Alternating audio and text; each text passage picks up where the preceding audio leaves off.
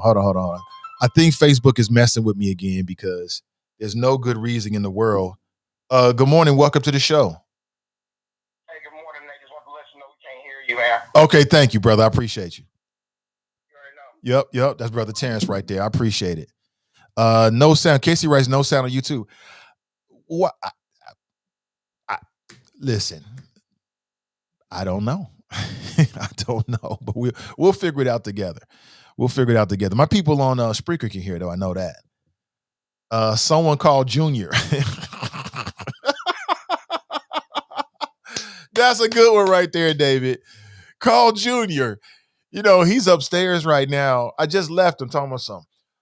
Today's gonna be the worst day of my life. Now he was joking. He's playing a little video game on his handheld device. I'm like, you're 6 years old, talking about your entire life. Hilarious. Good morning. People can hear me now. I don't know, man. All I do is laugh about it because it's minor. What's up, Beth? Good morning to you. Mrs. Love being black. Good morning to you. Thank you, Casey. Thank you to Brother Terrence. Yeah, I appreciate it, man. It says a lot about the people. They don't want you to be looking crazy. You know, they don't want you pantomiming during the talk show. But I appreciate it. Sam, we back. Good. I don't know why. I can't tell you. I can hear you on TuneIn. What's up, Big Ant Jones? What's up, man? Yeah. You know, it's funny. It when that happens, it doesn't happen with Spreaker or TuneIn. No one's ever said, hey, can't hear you on, well, it's rare that people say, can't hear you on Spreaker or TuneIn. So it's something happening with these social media platforms. So that's the thing about them, man. You know, it's like you don't control these social media platforms. You don't have no control over Facebook. Facebook can shut you down, block you, put you in Facebook jail whenever they want to for whatever reason they want to do it. There is no regulation. There is no control. They do what they want to do. Same thing with all of them. So you got to deal with it. Appreciate you, brother. Robert writes Lakers in 5. Yeah, I mean, even with the healthy CP3, I thought the Lakers was just too much of a team. They had too much for the Phoenix Suns. So barring injury, you know, because if LeBron goes down or AD goes down, it changes everything. And that could happen. I see the Lakers in 5 as well. I just don't think they got enough firepower, and they're too young of a team. And CP3 is hurt. He's a hell of a baller, though, so we shall see. I'll be honest with you. In the NBA, oh yeah, thank you, Sandra. Yeah, I'm feeling. Yeah, I mean, down for a little bit. It's gonna happen. Down for a little bit. But I'm feeling great. I haven't felt this good in a long time. I'm healthier than I've been. My body is more fit. I'm stronger than I've been in a long time. So, you know, it's just all about what you focus on. Good morning to you. But I was saying something. The what's interesting about the NBA playoffs to me in the first round is the Clippers and the Dallas Mavericks. I'm loving that. I'm loving that. Because mofos is running around here talking about the Clippers, and the new king of LA, and they're just not built for it. So I'm rooting for Luka. The Clippers ran out and got Rondo and DeMarcus Cousins and all these, you know, Laker rejects. Because you're going to beat the Lakers, and they struggling with Luka. He's a baller, though. Anybody that's ever played ball before, you know what you're looking at. He is a baller. So, Maurice writes, Facebook also allows people to steal your identity. It can do all kind of stuff, man. It is what it is. Good morning to you. Yeah. So, yeah. That's tonight, too, right? Yeah, the Clippers tonight. I hope they go down 0-3.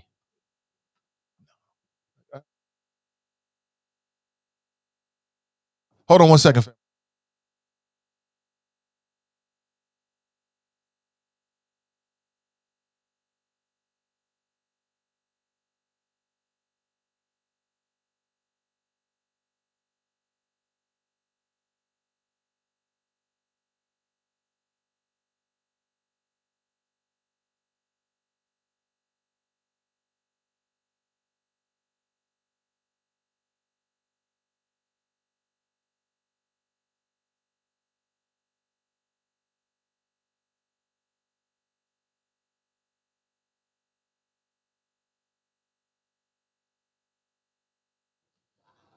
Yeah. Sorry about that. Wifey stepped in for a second. But where are we? What are we talking about? Okay, yeah. So let me run it from the top here. Let me put the cover story back up. We are living in the last days. We are living in the last days, my friend. This shit just don't make sense no more. Just don't make sense. It really don't. I got a video for you that you need to see. Oh yeah, and the aliens are coming. They're going to reveal themselves very, very soon. I'm reading more and more in the news about how the government is releasing all of these footage of UFOs. You know, there's something out there. I don't know if they're aliens or interdimensional entities or something from the future. I don't know what it is, but something's out there. Have you ever seen a unidentified flying object or something in the sky that just didn't seem right? I've never seen anything. Like I want to see something, and I've never seen anything. And that's probably why I haven't seen anything, because I want to see something. I will say that my wife has a friend, and she told me a story. She told us a story many years ago. She said she was at the university. She went to Ohio State. She said she was in her campus, and it was sort of like a high rise. She said she heard something weird outside, went onto the terrace and looked up in the sky, and there was some kind of vehicle that was hovering like not too far above her campus dormitory. And she claims it was a UFO. Like that's the only UFO story I ever heard. But in terms of like personal relationships, but I'm keep reading over and over again that these UFOs are getting more and more bolder. And I just think it's a sign of their intelligence. There's no way that an intelligent civilization was going to reveal themselves while Trump was the president of the United States. That would have been a contradiction of intelligent life. There was no way in hell that the aliens were going to reveal themselves and then go have to meet with Trump. He would have tried to sell him a golf course or some other dumb, self-aggrandizing, stupid ass shit that he was on. You know what I'm talking about. Something is out there, man. I keep reading these stories. Like once a week, I'm reading these stories. I'm like, what? Will y'all just bring down the cure for cancer so we can get to it? Just come on with the second part, the internet. Whatever you got to give us, let's get to it. Get ready for it. Get ready for it. I'm telling you, I can feel it. They want to reveal themselves. Good morning to you. Brandy writes, good morning. Brenda writes, happy Friday. Ray writes here. Hacksaw Jim Thuggin writes, good morning, y'all. Alt Middle is here for the children. Protect your genitalia. People want it. I don't know what you're talking about. I'm reading that now Gwen McFarland is calling on Councilman Wendell Young to resign. Gwen McFarland is a black female. She's also the chairman of the Hamilton County Democratic Party. And on Thursday, she called on Cincinnati City Councilman Wendell Young, a Democrat, to resign in the wake of his arrest on a felony charge and the nasty, if you want to call it ugly, battle that happened with City Council 2 days ago. City Council voted, 6 people voted for him to step away, 2 abstained. What does that mean? Well, if Wendell Young resigns, what will happen is that a Democrat, Chris Silbach, will replace him. Now think about this, family. This is May, right? Wendell Young's only in office until when? The rest of the year? December, January? And then it's a wrap. So he's only got what? 7 months at the most? 7-8 months to be in office? He can't serve anymore. How would that benefit the Democrat Party? It would benefit the Democrat Party because they could put someone to replace Wendell Young who could get a head start on running for that office, like Liz Keating, like Bessie Sunderman, right? Like Steve Gooden. The Republican Party nominated these individuals because they all had the desire to run for city council. So now they have a leg up, right? So I understand the rationale. The other thing is that if he steps away, I believe hold on. I don't know if he steps away, but if he had been suspended, if council had voted to suspend him, then as I understand it, he would have received his pay. He would have still got his money. And then again, it goes to court, it goes to the process. He might have came back in a few months. You never know. Because these allegations against Wendell Young are some bull. You know what? It's BS. It's not that the charges are trumped up, but it's already been It's already been decided. A Hamilton County Republican judge already looked at it. Straight up political witch hunt.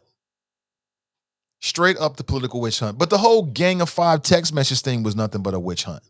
I mean, think about it. If you doubt what I'm saying, like the investigation about the text messages have been more costly than the text messages themselves. You have 5 council members that violated the Ohio Opens Meeting Act. They ended up having to pay $100,000 to the complainant, $90,000 for lawyer fees, a $10,000 fine for destruction of text, and only a $1,000 fine for the violation itself. The lawyers made more money than anybody else. Not to mention the incredible cost of just that time and energy of focusing on text messages instead of other things.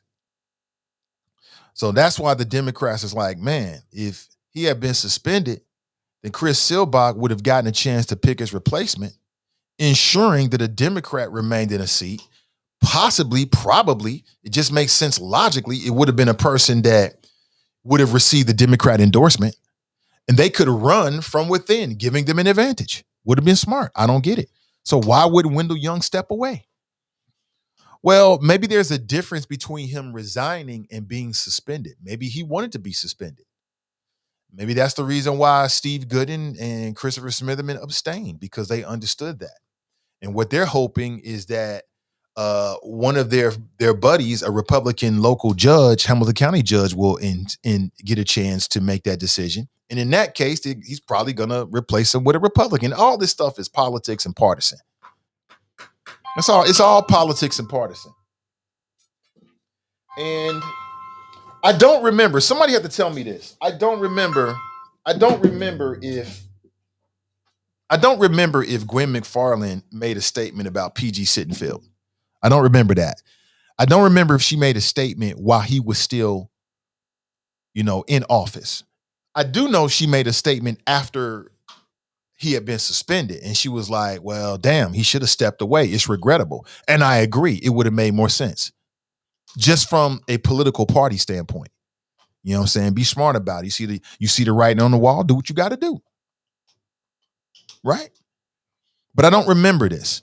It does seem as if, and I do agree with Tamaya Denard, from my vantage point, it does seem as if she was treated differently than everybody else.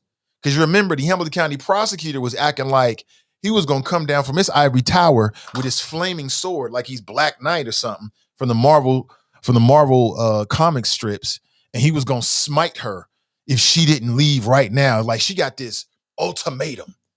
Leave now or else, right? Nobody else got an ultimatum like that.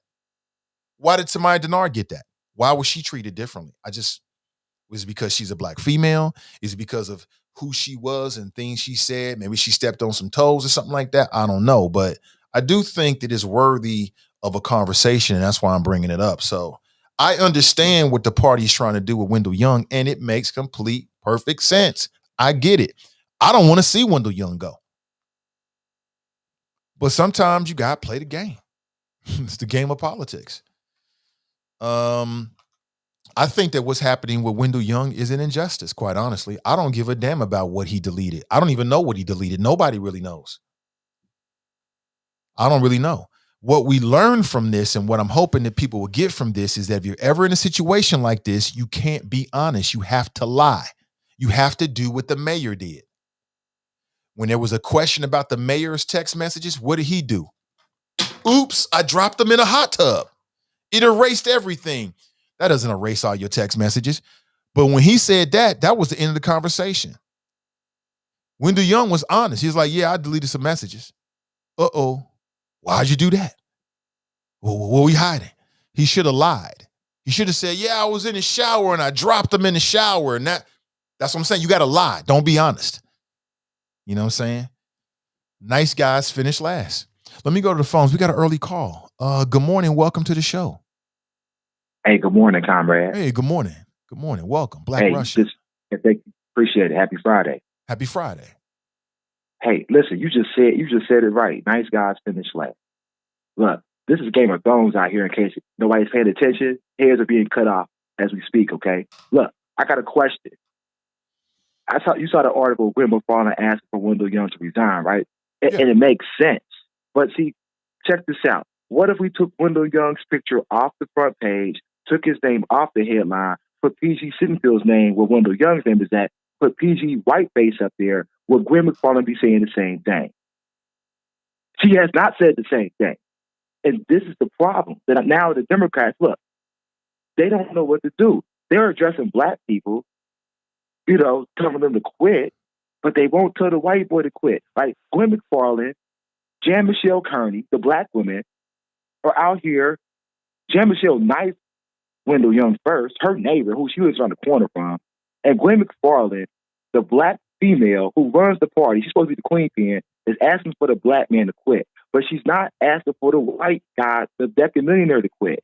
And of course, Jan Michelle was appointed by PG Sittenfield. She's not going to ask for PG to quit. But they're going to go out here and tell Wendell Young he needs to quit. Look, they deserve what they're getting at this very moment in time. And I'm here to give it to them, along with my friends.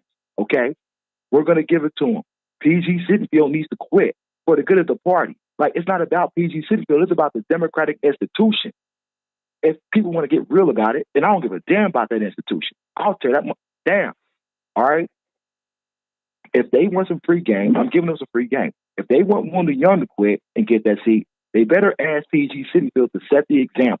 He's the kingpin. He's the Gang of Five chief of staff. He's the one that got the text messages together, and everybody's going down around him. He was the chairman of the Gang of Five text messages. Wendell Young's indicted because this was PG Sittenfield's idea. But the black women want to ask the black man to quit and won't ask the white boy to quit. Man, spin on that and have a good weekend, okay? Yeah, I appreciate the calls. I mean, it's a little off there because, as I just said, I don't remember if Gwen McFarland urged PG Sittenfield to step aside before he was suspended. But I do know, and I read the article this morning, that after he was suspended, she said it was disappointing that he didn't step away. So it kind of invalidates one point. And then secondly, Jan Michelle McCurry wasn't on council when PG was there. Not really, right? Well, she was for a short time. I take that back. She was for a short time, and then he ended up getting suspended. So I understand what you're trying to say. I get it. I think you're inconsistent, but I get it. I understand your point. Good morning to you. 513-873-7134. Let me give you a heads up to all the folks that like the Is It Just Me podcast. Donnie will not be live streaming today. Everybody knows she is a very busy woman. She is a practicing lawyer, and she got things she's working on. So she'll be back hopefully next week, and we'll catch up with her. And you can still check out her past episodes. They're up on Facebook. They're in her Facebook group, the Is It Just Me podcast group, if you want to connect with her and just say what's up or whatever. But she's busy, and I support her 100%. Let me see. Sarah writes, Grand Risings family, good morning to you. Maurice writes, social media wants to silence the voices of the people. Some of those voices. I kind of joke a little bit when I'm talking about Facebook. I mean, I want people to know where I'm coming from. I'm kind of playing a little bit like something is going on. Like ever since the Inquirer did that feature on this show, it was a great feature, by the way. Where's black media? We talk all this stuff, but all I'm saying is if you ask me about the support that I've gotten since I've been on this journey, it ain't 100% black. I'm just telling you, it's not what people might have thought it was. It's not, and it needs to be said, because people talk a lot of shit. They talk a big game, but they don't always deliver. They don't. In fact, in a lot of cases, they don't deliver. I'm just saying. What's up, Tiff? Oh, she's asking to join the podcast group. Okay, great. Kelly writes, good morning. Robert writes, the Milwaukee Bucks look for real this year. It won't be a cakewalk for the Nets with the Sixers and Bucks in the East. Robert, you're right about that. They look real. What's that point guard they picked up from the Pelicans? Drew Holiday. He is not to be played with. He should be taken very, very seriously. You're right. They do look real. I love it, man. Like I said, I support LeBron James because he's a son of Ohio, and everybody hated on him so much that it made me want to support him. That's honestly what happened. He's a son of Ohio, and if you're a son of Ohio, you got my support. If an Ohioan is in the battle or a Cincinnatian, I'm always with the Ohioan and the Cincinnatians. I am a homer, 100%. I'm always going to go for the hometown team, and I'm always going to rep for the hometown state. And I'm always going to rep for black people, always. And the black people is first. And then that's the order, and we go in that direction. That's just me. You do you. But the more I saw people was hating on LeBron, the more I'm like, hold on, let me pay attention to this. No, dude is tight. So I want the Lakers to win. Why? Because I'm sick of this conversation about whether Kobe or LeBron is better. There's no doubt about it that LeBron is way better basketball player than Kobe ever was, because he was better at multiple things. Kobe was good at one thing, shooting the ball. LeBron is good at every aspect of basketball. Anybody who knows basketball cannot argue against that. You can't argue against that. You know what I'm saying? If you one-dimensional but you great, cool. But you're multi-dimensional and you're great, who would you rather rock with? I want to work with the multifaceted, the multi-talented individual, right? Exactly. You know what I'm saying? Hold on a second. There it is. Any day, all day. Exactly. I want the multi-talented, multifaceted individual. I'm going to take that any day of the week. But having said all of that, I love some new blood. If a new team comes in, I don't know, Nets or somebody from the West or something like that, cool. I'm just in it for the game. Kush writes, good morning, Nate and the Choppers. Get to the chopper! Robert writes, Luka for city council. Don't sleep on Luka. He's the truth. Hashtag baby bird. I don't like the baby bird comparison because it's racist. You cannot compare the game of Luka Doncic to Larry Bird. There is no comparison. Luka Doncic is way more multifaceted and multi-talented than Larry Bird ever was. He's a better passer. He's a better ball handler. He has the potential to be a better defender. The only reason why I'm saying baby bird, we can come up with another name. He's not baby bird. He's not. I hate it when they say this. Racist as hell. They're only saying it because he's a non-black player. That's it. There's black ballers whose game is much more closer to Larry Bird's was, but they'll never say baby bird because they're black. It's racist. He's not baby bird. He's Luka. That's it. He's a whole different European player that came up playing as a teenager against grown men. He has no comparison with Larry Bird. I don't see no comparisons in that game at all. Is it just me? I had to throw that in there. Let's see. I love that pod. I love all the pods, but I love that pod because she got so much heat. It's intelligent heat too. I mean, you don't get that everywhere in the city. And I don't know, all people hating on. Some people got a problem with women. I don't have a problem with nobody. You know what I'm saying? I like strong, aggressive, intelligent people. That's who I rock with. You know what I'm saying? That's who I married. That's what I like. I like it like that. See, Glenn writes, remember the movie Close Encounters? I do remember that. What's up, Christian? Christian, y'all got to check out this podcast. It's called the Echo Chamber Podcast on Mondays at 8 p.m. Putting in work. We're just getting started. He used to do a podcast back in the day. Now he's back with a brand new idea. And I want you guys to just give him a listen. You know what I'm saying? You like it, great. You don't, cool. It's up to you. What's up, Kareem? I love that name. That's my little brother's first name as well. I love that name. Good morning. Happy Friday. Good morning to you, Kareem. Charles writes, in the words of the immortal street poet Freddie Gibbs, lady get effed and sent home early just like the Clippers. Playoff P, huh? They can't stop Luka. Charles, I'm loving it. I'm telling you, it's the most fun I've had all year with the NBA is watching the Clippers struggle with the Dallas Mavericks. And I think they're better than what people think they are, and they have a championship coach. That coach's got 2 NBA titles. He knows what he's doing. And I hope that they lose because I'm sick of people talking about Kawhi Leonard like he's the second coming of LeBron. He never was, never will be. There's only one LBJ. And you can throw playoff Pete in there as well. I'm loving it. I hope they lose tonight. I love the post-game interviews and their heads all down like, well, we just gotta find our chi. We gotta find our happy place. I love it. Terrence writes, I would recommend everyone go watch that council session. I would too. Very interesting. Very, and again, you know, I'll tell you straight up how I feel about council, but I'm just one man with one mic and one opinion. Okay. We can do better. There's some people down there who I definitely want to see. I like Landsman. I like Kearney. Bessie Sunderman, hell to the hell no. We don't need divisiveness. Liz Keating, I'm on the fence. I'm on the fence leaning toward hell to the but to be fair, I need to hear more. I will say that, and this is just me, I'm biased, but Liz Keating over PG Sittenfield, we step back. We step back as a city, and black folks in the city step back as well. That's my personal opinion. Okay.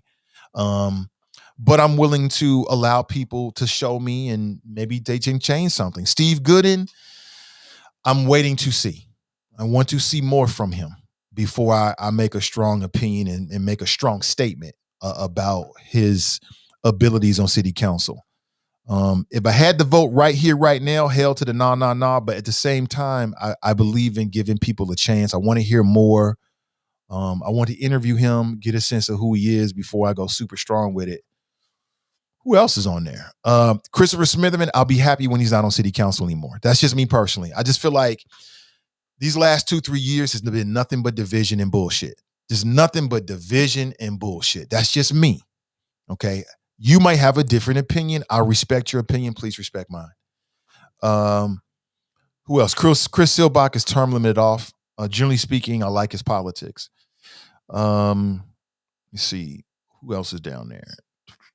Wendell Young, you already know I like his politics, and I wish he had another term.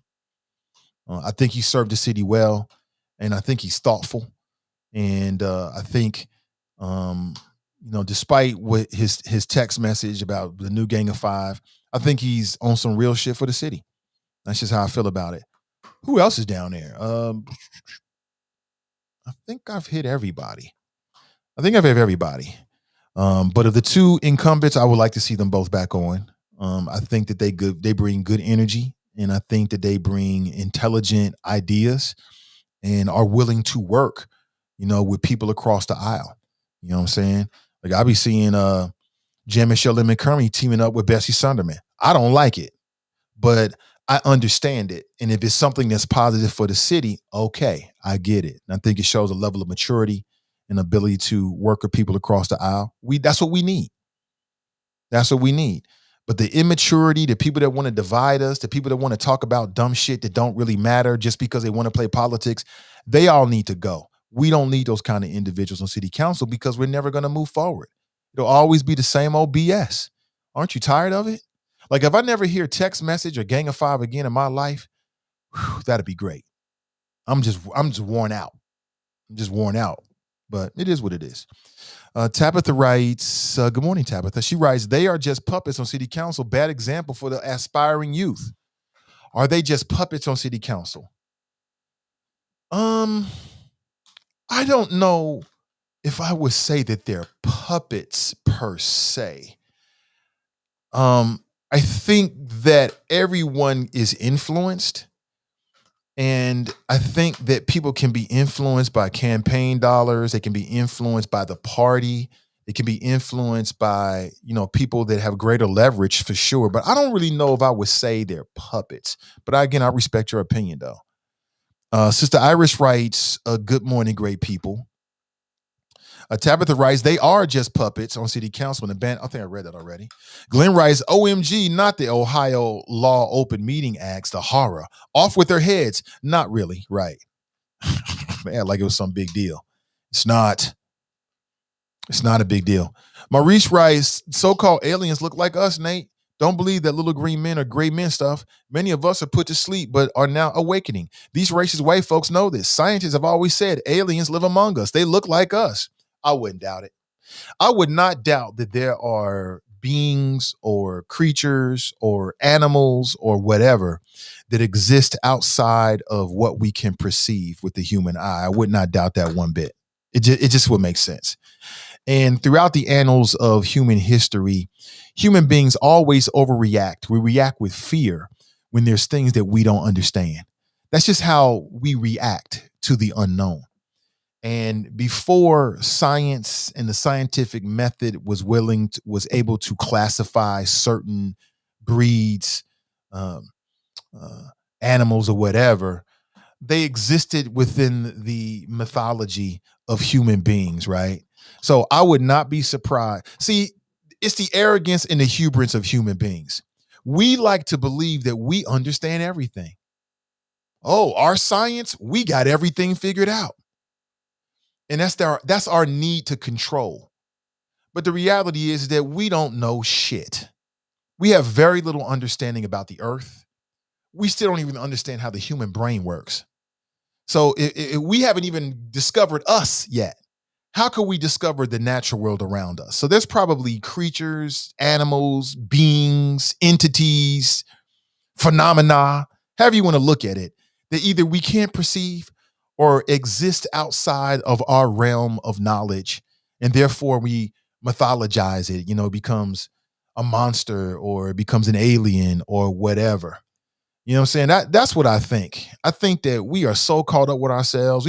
We put a couple of white dudes on the moon.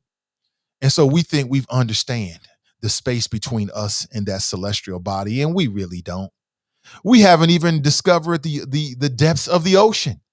So how can we possibly think that we understand everything that's in this world? And if you know anything, and I have a limited understanding of this, but what we can perceive with our eyes only exists in a very limited scale. There's just so much out there that we just can't even see or hear or feel or perceive.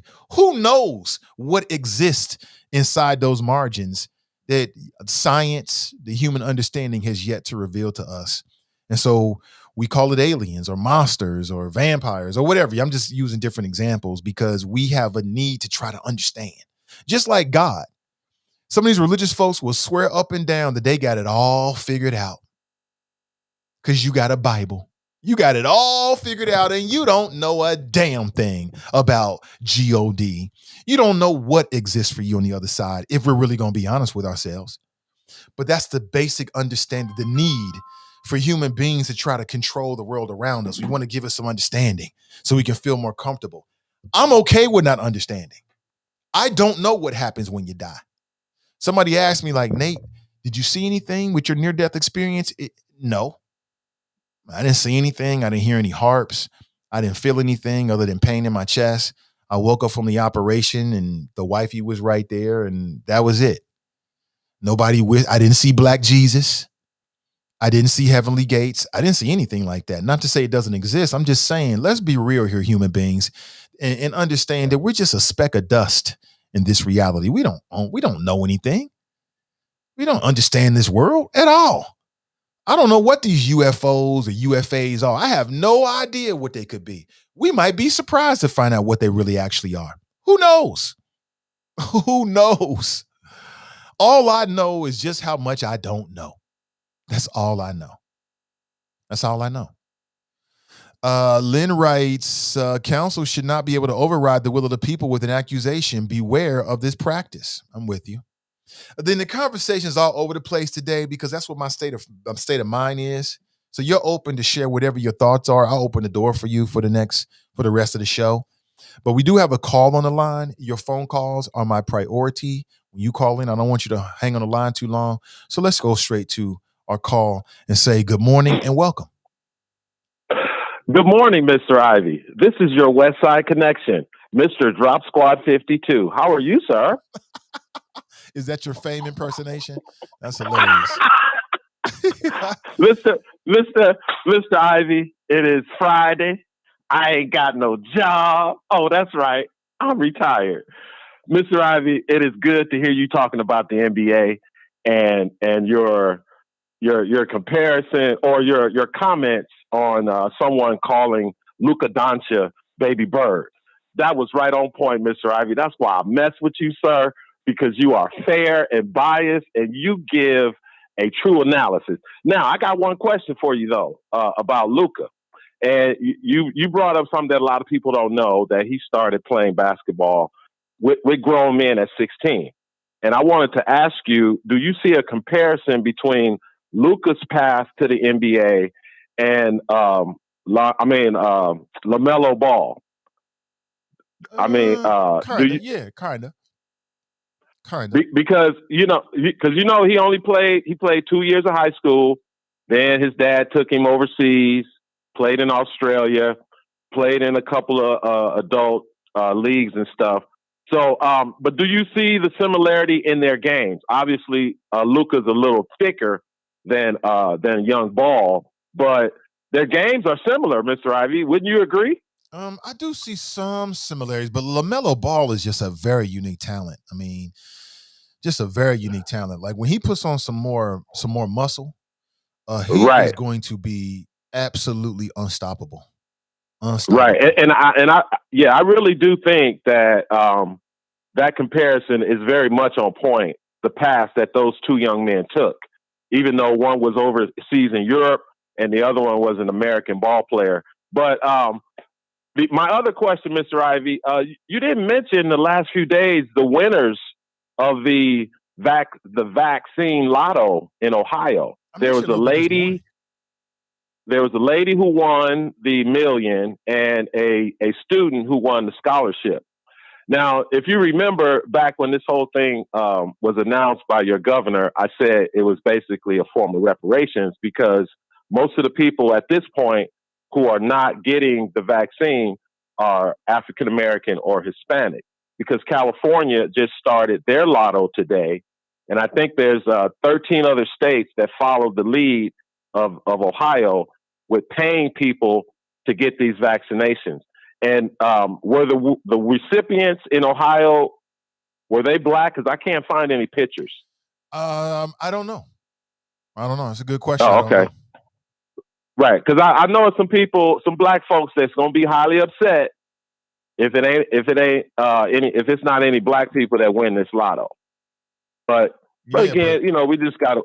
I mean, they're doing it by chance, and there's more white people in Ohio than black people, so statistically, yeah, I know. But Mr. Ivy, here's my last question before I go. Why do you think that the government, Joe Biden's administration and the CDC or whoever runs the vaccines, didn't offer money from day one? Why did they wait toward the end when they knew they were struggling to meet the president's deadline on July the 4th of 71% of Americans being fully vaccinated? Not just one shot, but fully. Why do you think they didn't offer the money in the beginning? Because they had the money. I mean, $6 trillion has been spent. And I'm just wondering, Mr. Ivy, it's because, see, again, this is the government, Mr. Ivy, and how they manipulate people. They should have offered the money up front. They had it. But they wait till the end so they can run this thing. And again, the people who already got vaccinated, they're going to be like, wait a minute. Why can't I get in the lotto? Yeah, but so again, it's... But they can't. It's open to anybody who's gotten the vaccine. Oh, that's in Ohio. In Ohio, yeah. Anybody who's gotten at least one shot of the vaccine, they're eligible for the lotto. And I think my only theory is that maybe they thought that the vaccine being offered was enough. Like the idea of not getting COVID would be enough of an incentive. And then they realized, like, that's not. So let me put some money on it. Let me try to put more of an incentive out there to see if it works. So that's the only thing I can come up with. Oh, okay. And before I go, Mr. Ivy, because you notice I'm not really talking a lot of politics today because it's Friday. We got the holiday weekend for you though. About your party. I got to hold you accountable. Okay, but just don't call me a hypocrite, sir. I'm just an American citizen holding my president accountable.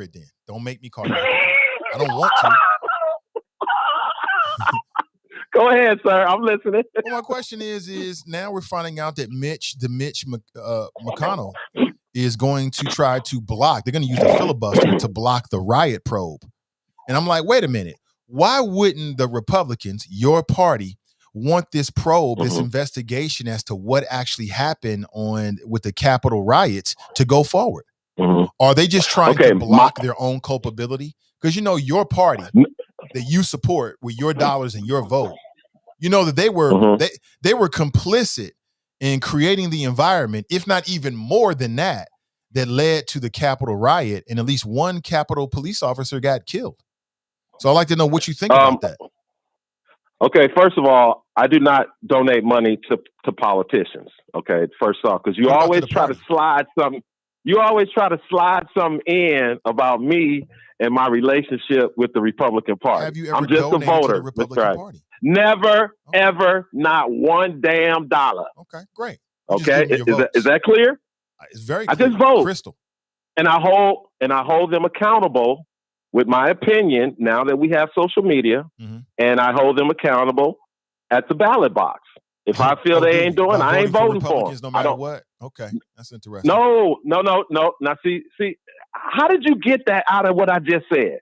I said because I hold them you didn't like Donald accountable. Trump, but you voted for him anyway because he was a Republican nominee. You held your nose. He was the and you voted for him.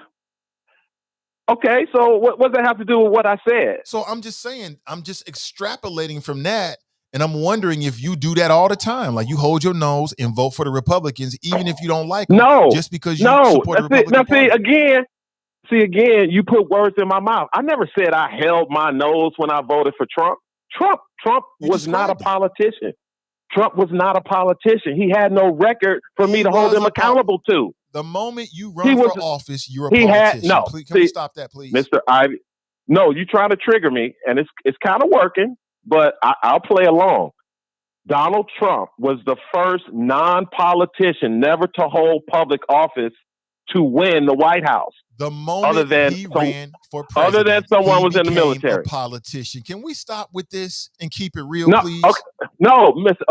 Ivy. Okay, we're going to move on because you're going to have to agree to something too. Did Donald Trump have a record as a politician when he ran for president in 2016? Office. You are correct. But the moment how can I hold him accountable? He became a politician. Period. Okay, Mr. Ivy. His second term, when he ran for re-election in 2020, I voted for him again, and I didn't hold my nose the second time because he was the better choice. Now, to your question. Was he? A black man can't have an opinion? Don't start with me. I'll get some mama's cooking on you. Okay? But a black man in 20... I told you. About your what did I tell you? This riot okay. Ooh. Okay, this is my opinion, Mr. Ivy. Okay. Because of the track record of Nancy Pelosi, okay, and her ability to use impeachment twice as a political tool, Mr. Ivy, she used the impeachment when the man was already he had already lost an election. Okay, so this is what I'm thinking. Mitch McConnell went to his caucus and told them, do not give them another tool to use against the party in the midterm elections. Because the polling shows, Mr. Ivy, that the Democrats are going to lose big. And Mitch McConnell is rolling the dice that by voting no on this January 6th commission, that Nancy Pelosi will start a subcommittee, which will be 100% political. And then the Republicans can use that subcommittee politicized by Democrats and Nancy Pelosi as a campaign and fundraising tool for 2022 coming up. Because first of all, Mr. Ivy, everybody knows what happened on January 6th. There are over 40 people who have been arrested and charged with criminal offenses that they participated in on January 6th. None of these trials have even started, and not one person is on trial for murder because the officer that died, he died 2 days later of a stroke. It wasn't because he got hit over the head with a fire extinguisher, which was, again, fake news from the mainstream media. So that's my opinion on why this commission will not pass. Everybody knows what happened. Actually, we don't Trump made the speech. Yes, we do. No, actually, we don't. Mr. Ivy, are you serious? I'm well, first of all, people serious. How many people died during the so-called insurrection, Mr. Ivy? How many people died, Mr. Ivy? We don't know the full extent. How one person died at the hands of a government law enforcement 9mm Glock. And the reason she was why unarmed, Party, he was unarmed. We never knew the name of that officer who killed that unarmed woman, a that U.S. you continue veteran. to support. The reason why we don't know is because the Republican Party that you continue to support is blocking the investigation because they would be embarrassed about what would come out. We don't They know already just are, how Mr. Ivy. deeply involved the members What are you of the talking Republican about? Party were in fomenting, right? Creating the environment and the culture. And then we don't know just how deep the details are and what will happen in the weeks right before January 6th. And that's what the Republicans are hiding. They don't want their dirt to come out, period. Okay. All right. Okay, Mr. Ivy, I appreciate that rebuttal. But the bottom line is, in the current society and culture we live in, if there was any type of inside calls or anything that happened on that day, it would have already been leaked. It would have already been exposed by a whistleblower or somebody. But because it doesn't exist, Mr. Ivy, everything about the January 6th riot, because it wasn't an insurrection. You do not try to overtake the government with moose horns and flags. You don't do it. So it wasn't an insurrection, but it's all political at this point. And the Republican Party, again, they are about getting back in power, Mr. Ivy. This is what you do when you're not in power. And the Democrats have a very slim margin, and they know it. So again, Mr. Ivy, thank you for giving me the opportunity to give you my point of view as a Black Republican voter. And again, you have avoided mama's cooking, because I was getting ready to light you up when you're going to tell a Black man that he cannot have an opinion after the way Kwame Brown lit up another Black man. Mr. Ivy, we got to stop this, sir. We got to stop this. Stop vilifying Black people who have a different political point of view. I ain't trying to take nothing from nobody. I ain't trying to rip nobody off. And like I said, Kwame Brown is just the beginning of the Black Not Democrat movement. I told you it was going to happen. I told you it was going to happen in 2021. Kwame Brown is not a Democrat. He is an independent, Mr. Ivy. And I'm telling you, we ain't heard the end of this. What Kwame Brown did, is going to lead to other things, Mr. Ivy. I'm telling you, because people are starting to see that the Democrat Party is the same old bullshit that they've been telling Black people for the past 50 years. Ain't going to be no reparations. Ain't going to be nothing specifically for Black people. It just ain't going to happen. So maybe this time, some Black people are going to wake up and decide, I do not owe the Democrat Party a damn thing. I am going to be a free agent. I'm going to be my individual. I ain't going to be guided by no party, Republican or Democrat. I'm going to be an independent. Shout out to Mama's Cooking, Drop Squad 52, dropping science to anyone who wants to catch it. Be safe in them streets, people. You too, brother. Be safe, man. That's Drop Squad with his daily science report. Let's call it the daily science report, man, because you dropping science. I'm dropping science. All right, here's an example of what I mean that we are living in the last days. Okay, this is from, you can check this out on World Star. This is a video of a Black female Lyft driver who actually she got her account deactivated by Lyft after the exchange that you are about to see. Now, there's some things about this, one in particular that I love, and I'm trying to teach my people to do this. I love the fact that she recorded it. If you are a Lyft or Uber driver, you got to make several purchases to make sure that you're safe while you're doing what you do. And I'm speaking from experience. I have actually done Uber and Lyft. And you got to get a camera, a two-way camera that you put on your dash. Maybe it hangs from inside the window or the rearview mirror. And it's got two cameras. One looks outside of the window and one looks inside, so that you can prevent, you can help to reduce your liability, both from traffic offenses. Like, what are you going to do if you get into like some kind of fender bender or an accident and it wasn't your fault, but you don't have no evidence? You need video.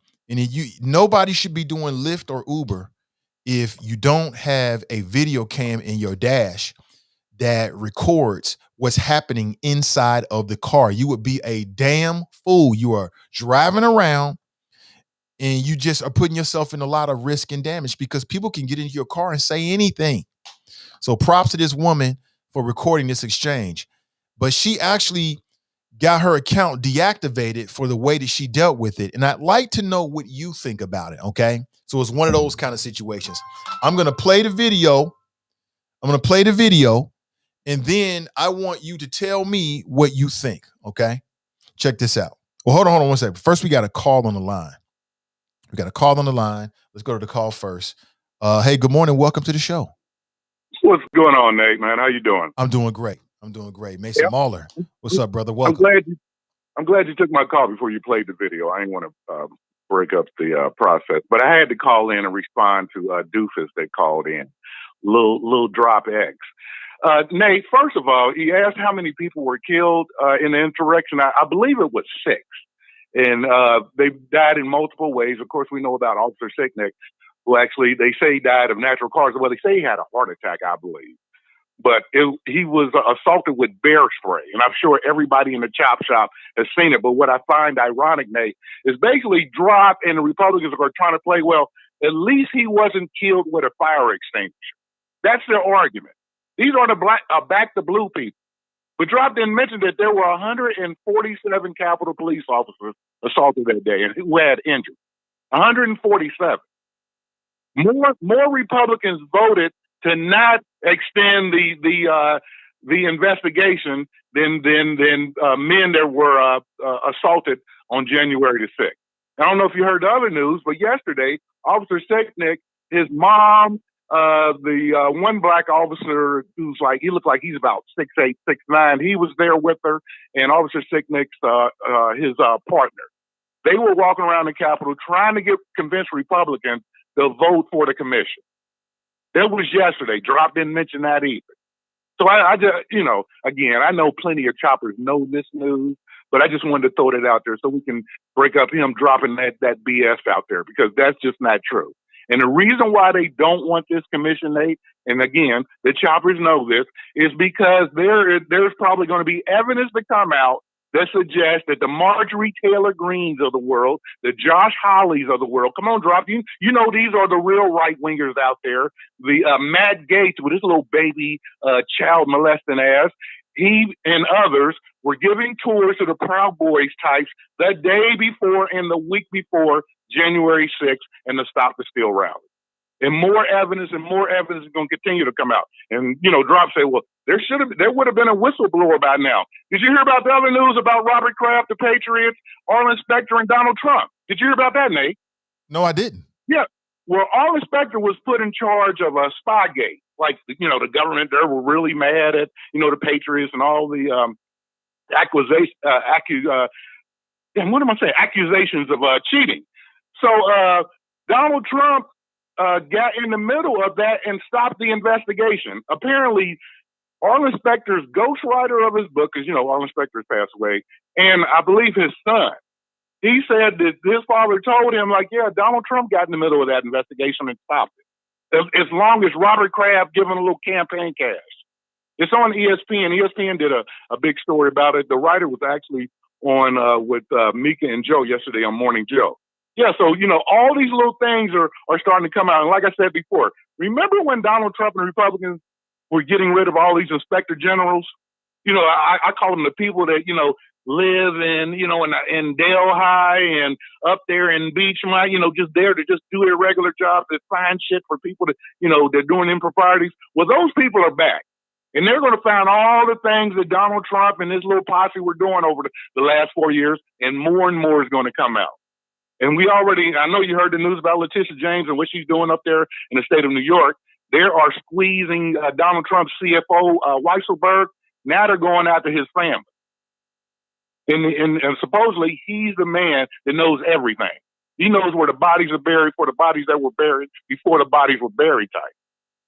So that's what's happening. So, yeah, Nate, just wanted to get that out. Like I said, guys came in here and dropping that bullshit, and I think we should all, know the truth. And one last thing. Joe Daters, this is the new thing that's happening, and I noticed this yesterday, Nate, in the interview. In the last election here in the city, there were a lot of black women, a lot of judges that were new judges that were elected. And a lot of the old judges, the Dinkellockers of the world and, the old white Republican old guard, they were taken out of office.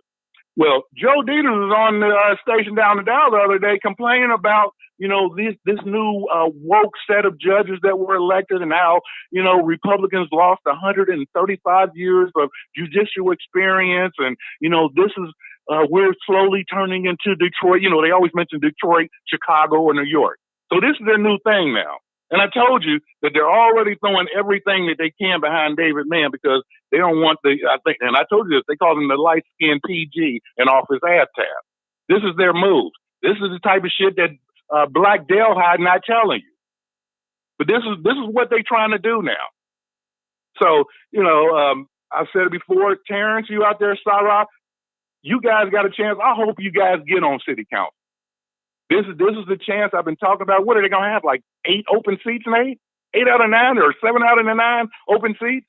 Well, no, yeah, because Gooden and Keating, they were appointed. So they have to run. And so was Kearney. Yeah, and Liz Kearney. So, Jan Michelle Kearney. So, yeah. So this is the opportunity, but this is the inside game that they're playing. And they, of course, they're going to throw out Black Russia and the Mac boys and all them so they can, show up in the newest Joe Dieters commercials looking like straight Gilligan. But this is what's going to come in. This is what's coming down the pipe, y'all. They're going to have extra small, medium shirts this year. You can believe that. Nathan, let me calm down, man. It's Friday. I do got a job, and I got about a half an hour before I have to hit the clock. But man, I appreciate you taking my call. I'm out. Petty peace. Take it easy. Appreciate you making the call. Appreciate you. I think you hit everything. That's hilarious. Before we go any further, I want to remind you that there's an upcoming town hall. This is going to be on Wednesday, June 3rd, from 6 p.m. to 7 p.m. And they're going to be talking about the Cincinnati gun range. What's the impact? This is being put forward by the folks at the Black Environmental Leaders and also Common Strategies.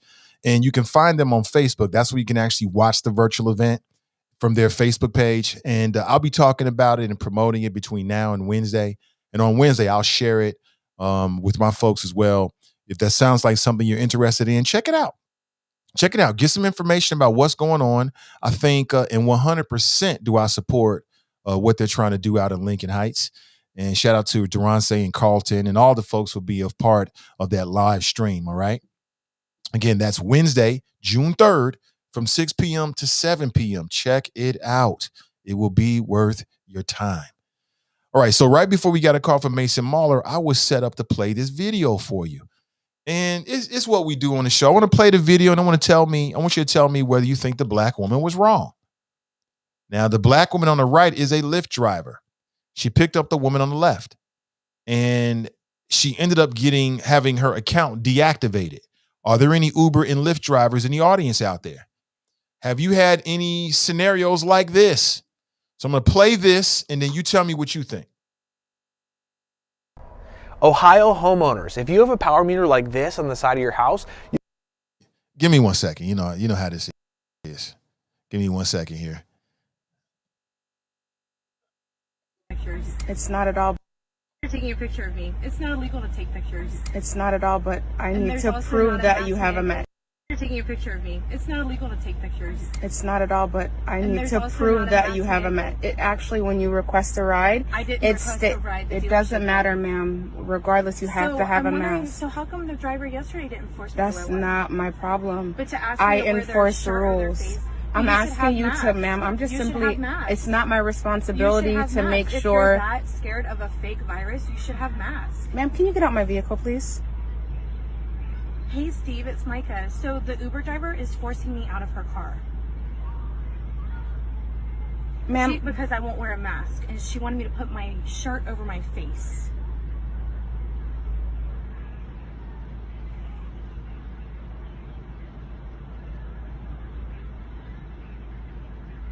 Yeah. Yeah, but I just want to make sure that you get the survey for Uber so we can report how rude she is. To pull over on the side of the road and say, get out of my car. Ma'am, we haven't even gotten anywhere. I'm still right where I picked you up at. So we can report how rude she is. To pull over on the side of the road and say, get out of my car. Ma'am, we haven't even gotten anywhere. I'm still right where I picked you up at. You haven't taken me back to where you picked me up, have you? Ma'am, you haven't taken me back where you picked me up, you could just walk across the street. That's where we're at. Like, it's like right there. No, it's actually Ma'am, I'm not trying to argue with you. Can you please step out my vehicle? I'm glad you think it's a fake virus. Can you just step out my vehicle? Okay. I mean, just so she's pulled out of my office. No, I didn't. No, I'm sitting. I just wanted to make sure that I'd have another ride. I would. She's actually really rude, and I think it's funny you started recording after you started interacting. It's funny how that works, huh? Yeah. Can you please get out my vehicle? But can you make sure that you report her, though? I want to make sure you do. You're taking a picture of me. It's not illegal to take pictures. So I definitely didn't expect anyone to see this video or really support me. But I do have a couple updates. My account got taken down. My account got put on hold as a result of this Karen. Little did she know, I was diagnosed with MS January of last year. That's kind of how I ended up moving to Atlanta. So not only do I have serious health issues that I care about, I pick up a lot of people that I take to dialysis, to their chemo treatment. It takes nothing to wear your mask. But now, as a single mother with a chronic illness who doesn't want to be working but has to work to provide for her child, I can't work. Thanks, Lyft. Yeah, and their reasoning is because I recorded her without her consent. And as you see, she gave me the okay. Not that I needed it. Georgia's a one-party consent state. But I don't have a job now.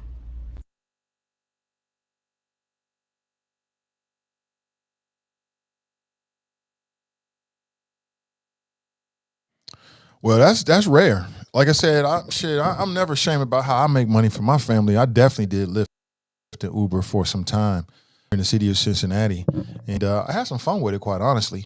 And I had some scenarios that some might call difficult, but once I did it for a while and I figured out how to do it, I can say that there were some mistakes that she made. So for any Uber or Lyft drivers, you think about getting into it, let me give you some advice here that'll save you. And this is something that I developed over some time that was before COVID. I never did it during COVID, but so if you're an Uber or Lyft driver, here's what you do.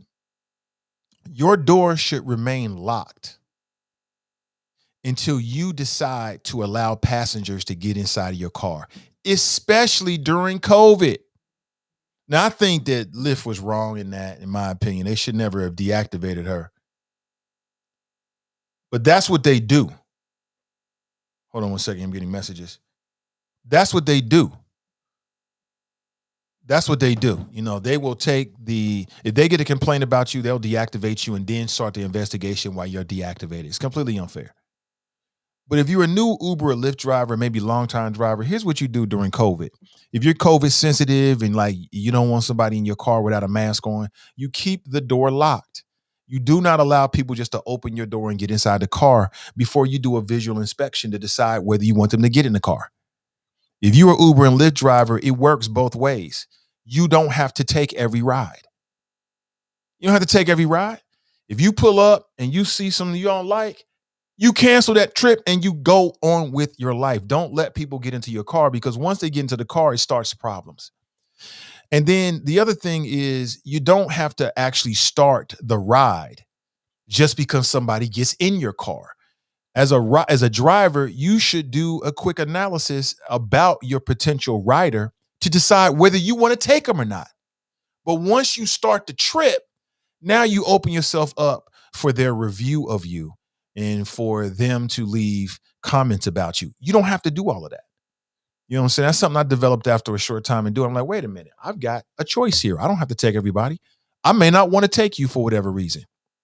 And that's where she was wrong. Like, if you're that sensitive about a mask, then what you do is you keep the door locked and you do a visual inspection and you ask people, and you tell people before they get in the car, put your mask on. And if they say no, you drive off and you leave them and you cancel the ride. That's simple.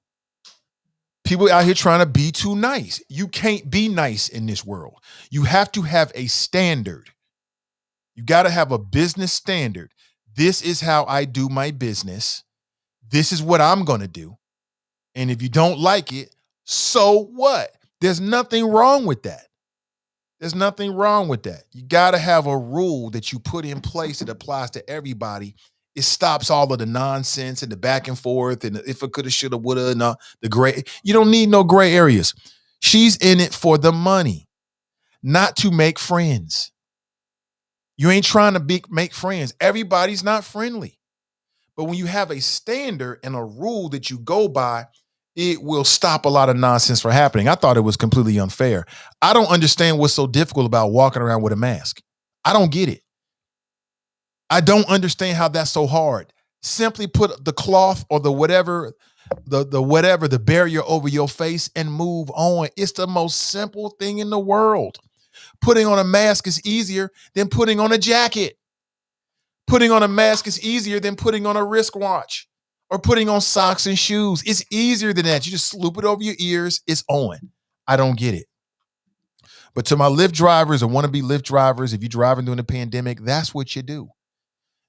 Your door should always remain locked. Literally, when people try to get in your door, they should have to try it and the door is locked. And you look at them and make a visual inspection as to whether you want to drive them. Do they look like they're on some bullshit? And if they are, you deny that ride and you drive away from them. That's all you do. Simple, easy peasy. But I see these videos of these Lyft drivers, Uber drivers that are not doing this. The people get into the car on some dumb shit. Now you got dumb shit in the car. That's the first step. The second step is just because you get a rider in your vehicle doesn't mean you actually start the ride. That's a little trick they don't tell you. Because once you start the ride, now it opens the door for them to judge you and leave feedback and comments that can affect your rating and all that kind of stuff. Just make a quick decision and be strong enough to tell somebody. The third thing is mace. I'm not arguing with anybody to get out of my car. I'm going to tell you once and twice. The second thing is you're going to be looking down the nozzle of the spray bottle and I will burn your face off. Male, female, I don't care, white, black. You going to get out this car or you going to fall out the car choking. Either way, you decide. And believe me, they're going to get out the car. Trust me on that. Make life easy. These Lyft drivers, Uber drivers doing all this. Man, I'm not doing none. I'm the nicest person in the world. Anybody knows me, tell them I'm the nicest guy in the world. But there's a level to it. I'm nobody's pushover. I'm nobody's Mitch and nobody's Simp. I'm the nicest guy in the world to a point. And then it's you or me. And it's always going to be me. Always. I'm telling you. Get your little bottle of mace. Oh, you not get out the car? I'm going to tell you one more time, man. And I will burn your face off. And I'm not going to think shit else about it. I don't understand these people. You know what I'm saying? I don't get it. Make life simple if you're doing Uber and Lyft. Because some people will test you. I had a couple situations here or there, but I'm a 6'4" black man. So people perceive that differently. You know what I'm saying? I'm not a small man and I'm not a woman. So people are going to perceive me differently. So a lot of shit that other people had to deal with, I just didn't have to deal with and wasn't going to deal with. You think I'm joking? Okay. In my car that I pay for and you tripping? Oh, hell no. That's the worst place in the world for you to be. So to my Lyft drivers, that's my 3 levels of advice for you. Get yourself some mace. Okay? Get yourself some mace. Number 2, the door always remains locked until you visually inspect the rider to decide whether you want to take them. The other thing is you shouldn't be taking people that are overly inebriated. You don't want that in your car. They all slob, can't get in the car. We ain't taking you. Get somebody else. That's somebody else's problem. So that's number one, visual inspection. Hey, we got a call on the line. We'll go straight to it in a second. Visual inspection, keep the door locked. 2, once they get in the car, you still don't have to hit that start ride button. You don't have to start that. You might drive a block or two just to see whether you want to complete the ride. If not, you stop and tell them to get out and get yourself some mace. Mace is a great motivator with human beings. Trust me. They're going to get out the car faster than the Flash. Trust me on that. Let's go back to the phones. Good morning. Welcome to the show. Good morning, Mr. Ivy. This is Christian. What's up, Christian? Hey, I wanted to chime in on the Uber situation here. I drove Uber and Lyft for about 5 years. Full disclosure, I did not drive during COVID. So, it's a little bit different of the situation. But I do want to say this, first of all, everything that you just said for people who are Lyft and Uber drivers is absolutely correct. I have had, and they don't teach you that. They don't teach you, don't unlock your doors until you verify, your passenger and things like that. They don't teach you that. Some of that stuff you had to learn the hard way. I have had plenty of instances where I would have people, especially like if you're driving like downtown or on the banks, people just jump in your car. They don't care. Like Uber, I always say like Uber is like a stranger with some candy for grown people. It's like they see a car, they're drunk, and they just jump in. They don't care if it's your car, if it's their Uber or not. I had an incident when I was out with my wife and a friend. And I would always tell my wife how people would do this. And then we went down to the banks one day and just sitting at a red light, some drunk guy tried to jump in the car with me and my wife and our friend, and so this is something that they absolutely do. Now, I had not seen the video that you showed, and I think that what happened there was absolutely interesting. She like she pointed out, she has recorded her, and she is allowed to record. I mean, you're allowed to have cameras in your car. I think in this particular situation, the driver probably did not have a camera mounted in the car and just decided to turn on her phone, which is absolutely okay and her right to do. But the thing that jumped out to me specifically, what she said, this is the whole reason why I really wanted to call. The passenger had said, the driver yesterday let me do it. And as an experienced Uber driver, anybody who's an experienced Uber Lyft driver, you'll run into this quite a bit, where your passenger where your passenger will tell you that another driver broke the rules. And they then have this expectation that if this person breaks the rules, then all of them will break the rules. Most passengers do know the rules. They know them, but they pretend like they don't a lot of times. I have had situations where most Uber drivers at some point in time will experience a situation where you will have a group of people who are trying to get into a vehicle beyond capacity. Legally, at least in the state of Ohio, and probably in most states, you can only transport as many people as you have seat belts for. I personally drive a van, and when I started driving my van, I didn't start off driving a van. I drive a van now, and I found that people definitely try to take advantage of I have a limit of 6 passengers that I can take.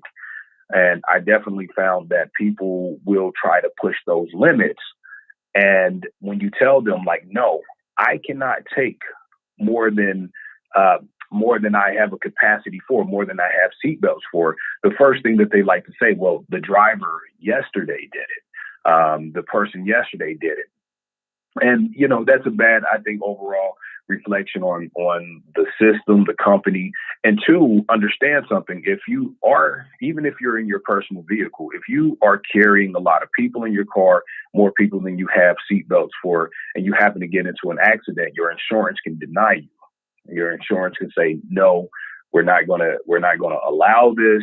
And then you just got whatever the bill is, it's coming directly to you. If you happen to get into an accident and you kill somebody, your insurance is like, no, you had more passengers than you're legally allowed to have, and you will essentially ruin yourself. So at any point in time where a passenger is trying to tell you that you are trying to convince you to break the rules of the system, you always have to deny that. You always have to deny that, because you can come up with a bigger liability than whatever you're getting ready to make on that trip. You're probably only about to make $5 to $10 on the trip anyway. But because some driver decided that they weren't going to follow the rules, and then that passenger has that expectation now that they're not going to follow the rules, you are now holding the bag for something as simple as just saying no. So that's all I want to say on there. I do appreciate you allowing me to ramble, and I do appreciate the shout out to the echo chamber a little bit earlier on Mr. Ivy. I'm going to leave it at that, and I did want to comment on that just really quick. All right, brother. Thanks for the call. Yes. Appreciate it. It's Christian. He's the host of Echo Chamber Podcast. You can watch it on Mondays at 8 p.m. live on Facebook, right here on this Facebook page. Yeah, like I said, man, I keep it real with you. Keep it real with you. Brent writes, Nate, so you would give an Uber rider 2 warnings, but the black restaurant owner in Dallas should have only gave the twerking ladies 1 warning before he put them out. And you talking about, oh, shit. Well, I think I was consistent in that. I said that what you should have if you're going to be a business owner is you should have a standard.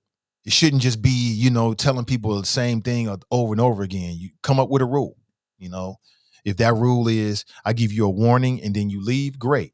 If that that rule is I give you 2 warnings and then you got to go, whatever it is, come up with a standard. So that's the point that I'm trying to make, Brent, is that when you're doing business, you come up with standards and practices and processes.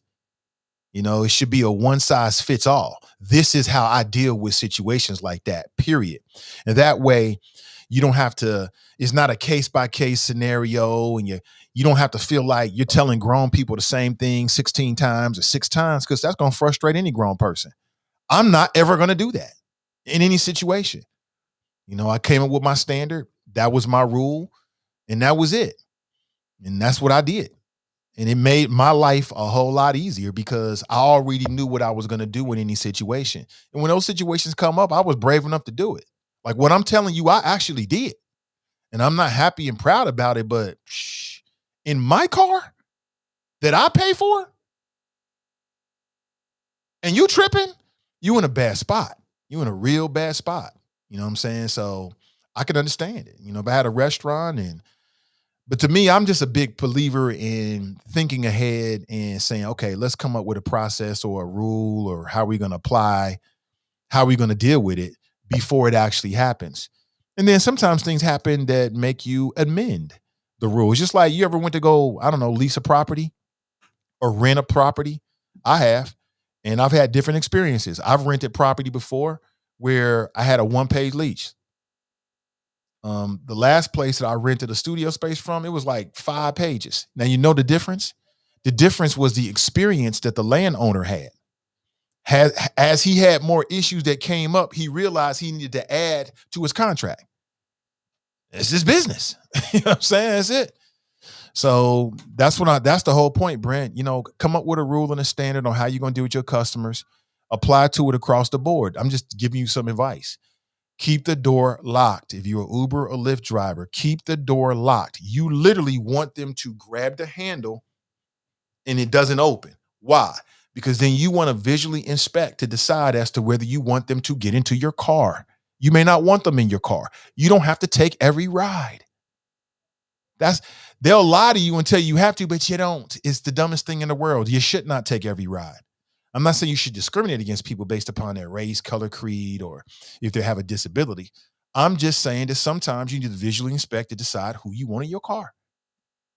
Okay. During COVID, I don't understand. If I was driving Uber during COVID, this is what I would do. I would keep the door locked. I would make a visual inspection. If they do not have a mask on, I would say, put your mask on through the window. Put your mask on. I might let the window down this much so they can hear me and say, can you put your mask on? Well, I don't have a mask. Okay, I can't take you, get another one. Bye. Everybody's happy because they're going to find another driver that probably doesn't have the same standard. They're going to get their ride, but I don't have the hassle. And that's what you do. Even after you get them in a car, don't start the ride officially on the app. You might drive a block or two just to see if these are the kind of people that you really want to be driving with. It's your car. It's your car.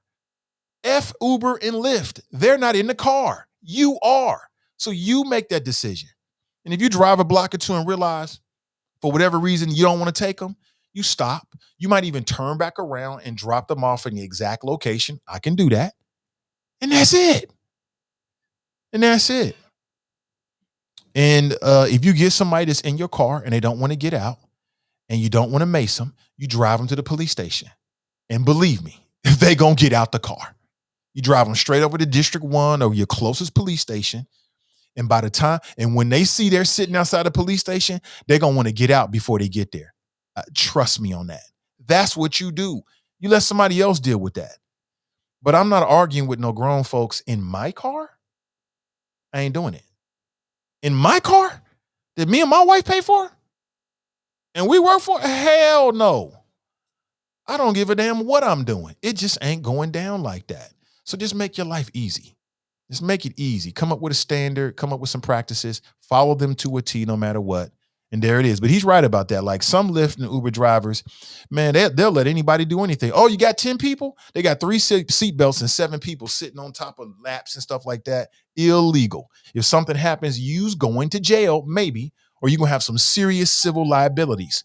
And the drivers, they family members are going to sue the hell out of you. That's what's going to happen. So do the right thing. Protect yourself. You can't have a weak personality if you're doing something like that. Because you got a weak personality and you a Lyft or Uber driver, then people are going to run straight over you. They're going to run over you like you are a doormat. It's just the nature of people, you know. Kamara's in the house. She writes, good morning. Good to see you, Kamara. Jack writes, better be aware it's stand your ground time here. You don't even need no firearm. All you need is some mace. That's all you got to do. Simple as this is not mace, but this is all you got to do. And you got to be prepared to push that button as I am. That's all you got to do. Just put that in your pocket. You don't even need no firearm. Just put this in your pocket. Mofo be doing some dumb-ish. Just look at them like, okay, B, and go on about your business. See, I'm going to run away from a situation in a second. I'm telling you, I'm super scary. I don't want no smoke with anybody. I don't want no smoke. Because the smoke ends with this. I don't want that. I don't want to do that. But I will. Terrence Wright, he's talking to Kamara. Daryl writes, are Lyft drivers 1099 employees or independent contractors? Independent contractors. Tracy writes, oh shit. Yeah, he bringing up old shit. Talking about, we talked about that last year, man. Still trying to make old points. Y'all kill me with that sometime, but it's the nature of the beast. I'm here for it. It is what it is. Jerome writes, you are talking about a car/restaurant. We're talking about doing business with human beings. When you're doing business with human beings, you come up with processes, practices, and standards. That's what you do. It shouldn't be no case-by-case basis because that's just too much thought and it's just too much problems. That's just me. Janice writes, I am an advocate for setting and implementing rules consistently and equitably. Same here. I don't discriminate. I love everybody. I'm trying to make money. I'm trying to be fair to everybody. I'm the nicest person. You can tell anybody who knows me would tell you I'm the nicest guy in the world. One of them in the world. Super nice and friendly. And I want to stay that way. Don't pull me into something else. Don't make me do that. And if you do, it is what it is. Let me see. Cam writes, good morning. Shannon's in the house. Good morning to you, Shannon. She writes, doesn't Uber tell the passengers how people there can be when they order it? Doesn't Uber tell the passengers how people there can be when they order it? I don't understand. So I don't know. It's been a minute since I did it. I haven't done it through COVID at all. A couple of years now at the very least. And I don't know. Like I took a Uber the other day, not the other day, but about 3 weeks ago. My crown came loose. I had to run out to my dentist and I took an Uber out there, emergency type style. And it did ask me a series of questions about, do I have a mask and things like that? But I'm super masked up. So I had 2 masks on. So, and I washed all my clothes before I brought them in the house. So that's just who I am. Charles writes, Uber will penalize drivers for refusing people with dogs. I'm sorry. I get some people need those service animals, but no, you aren't getting in my car with your dog. Call what you want. I've put frat boys out for breaking wind in my car. Damn right. Really? Yeah. See, people think stuff is funny. Let me see. How many? Yeah.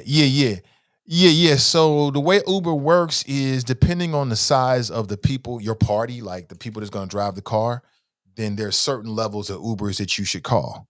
So there's some people out there that can accommodate 6, 7 people in their vehicle, probably like a van or, maybe an SUV or something like that. And that's who they should call, because in Ohio, you can only have as many people in your vehicle as you have seatbelts. So if you got 4 seatbelts, you can only drive 4 people. You can't drive 5. But people will say, no, I can sit on her lap.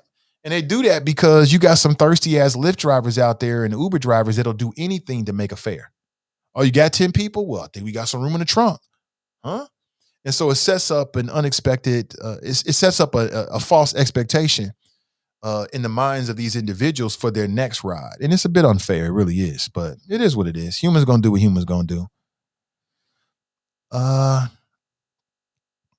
Kamar writes, I've had instances when I had to call Uber Lyft's customer service to file a complaint. Have I ever done that before? I have the same attitude as a rider as I do as a driver. And what I mean by that is when I've called Uber and Lyft, unless it's an emergency, I never do it when I'm running late. And the reason why is because I want to have enough time that if I walk down and open up the door and I see that it's dirt everywhere or it's a dirty ass ride or something like that, then I don't take it. I'm willing to wait to get somebody that's got a clean car. And the reason why is because I've ridden in as a rider in people's Uber, and it's like they were hoarders, like literally papers, cups everywhere. And I'm like, I don't want to ride in this. And I've done it before. I did it maybe once or twice, and I felt like, why did I do that? And so I just started saying, I'm never going to do that again. You know what I'm saying? If I take when I go down and I open the door, I do a visual inspection as to whether I want to sit this body inside of there. And if it don't compute, I say, nah, I don't need it. I'm willing to pay the penalty fee. Take your little $3, $4, $5. I want a comfortable ride. That's what I'm paying for. I don't want to ride on your trash. You got a Sanford and Son truck and you trying to take me somewhere? Nope. I ain't doing it. And I do leave complaints. I do that for the next rider. So yeah, I'm with you on that. I'll leave complaints. I will call. I'll do all that stuff. I'll do all that shit, man. Dale writes, that's the OCD kicking in, Nate. It might be, but you got to have standards. Fuck, am I a slave out here? What is this? I'm trying to lead the South and get to the Underground Railroad freedom? No. I'm paying for a service. I want it when I get into your car, it better be clean. I don't want to be sitting on what appears to be grass stains, coffee stains, vomit stains. I ain't doing none of that. And that's why I don't run late. I do things early so I have enough time for him to come, or he or she, the driver, to come. And I want to get to my destination early and make a decision, man. I mean, what the fuck I look like? Riding around in somebody else's trash. I'm not doing that. These clean, when you see these are clean clothes. I wash these clothes. I'm gonna take clean clothes and sit in your dirty ass car. It ain't happening. I'm not doing it. I'd rather walk or not go wherever I'm trying to get to. Why are we talking about this? Well, it started because we were talking about this Lyft driver situation. How many people think that she was wrong? Was she wrong? Was she rude? She didn't seem to be rude to me. She was saying ma'am and asking her. She was way nicer than I would be. I would have stopped being nice after the second time. Like, I believe in saying it twice, and that's it. You cannot ask that. You can't ask more from an adult than for an adult to tell you something twice. You can't ask anything more than that. An adult tells you something once, then they tell you something twice, then you better take it seriously. That's all you can ask for. Right? And I think that is more than fair. Some people say one time. Okay. But for me, twice. And then I feel good about whatever I do next. That's just me. Let me see. Cam Hardy's in the house. Good to see you, Cam Hardy. Let me see. Christian writes, at one point, I had to take all the rides because they would deactivate you. A lawsuit in Cali changed that because drivers are contractors, not employees. Right. I get it. I mean, if you're Uber or Lyft, you want them to do whatever they got to do. But no, I didn't do that. I'm just telling you, I did not do that. It's a privilege to ride in me in my car. You know what I'm saying? I made sure my shit was 100%. Iman writes, is that legal? You better believe it's legal. How is it illegal? What are you talking about? For me to make sure in your face because you are threatening? See, now I'm feeling threatened. You know what I'm saying? I say, listen, I'm feeling threatened. I feel like you're going to do something to me. So I want you to get out of my car. How is that not legal? You better believe it's legal. Kenny writes, mace is not a good idea in a small enclosed area. Believe me, I was prepared for it. I had my goggles in the little thing. Believe me, I was a Boy Scout. We belows, always prepared. And it worked pretty effectively. I never really had to, let's just say it worked pretty effectively. We'll put it that way. That's all that needs to be said. Natasha writes, never take a ride from Nate. He'll burn your face off. I'll burn your eyeball straight out your socket. Straight out your socket. And guess what? I'm going to sleep good that night. Come straight home, get in bed with the wifey, and fall asleep and forget all about it. I mean that too. See, Lisa writes, wearing a mask is easy for those of us who believe there's a virus. This lady thinks it's fake, so she thinks there's no need, hence the problem.